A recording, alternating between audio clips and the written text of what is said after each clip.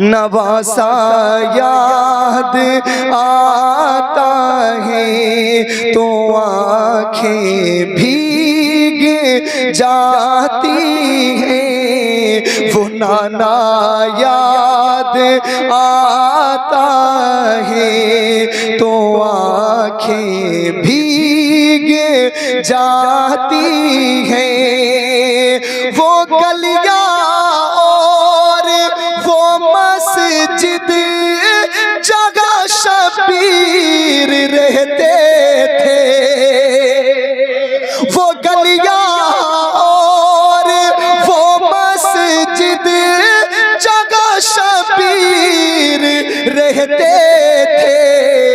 Medina याद आता है तो आँखें भीग जाती हैं। मदीना याद आता है तो आँखें भीग जाती हैं। अच्छा एक बात बताओ, जब हम लोग पहली बार गांव को छोड़ते हैं और जब हम लोग जाते हैं बाहर कमाने के लिए दिल्ली मुंबई में, तो गांव जब छोड़ते हैं तो कितना अजीब लगता है, रोना आता है। बाज लोग तो रोते हैं कि यार गांव छूट रहा है, और उन्हें मालूम भी है, उन्हें मालूम भी 1 महीने 2 महीने 3 महीने में वहां जाएंगे।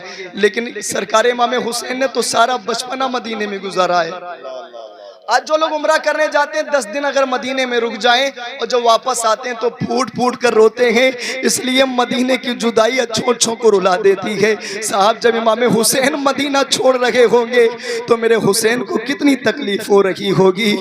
मज़ारे सर वरे आलम से वो किस दिल से बिछड़े थे।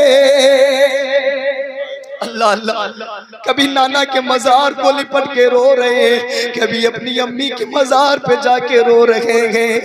मज़ारे सर वरे आलम से वो किस दिल से बिछड़े थे। बिछड़ना याद आता है तो आँखें भीग जाती है। बिछड़ना याद, हम तो समझ रहे थे कि हमारे भाई नारा लगाने जा रहे हैं। बिछड़ना याद आता है तो आँखें भीग। बारिश आ गई। आखिरी शेर कहते सुभान अल्लाह। बिछड़ना याद आता है तो आँखें भीग जाती है। बारिश आ गई क्या?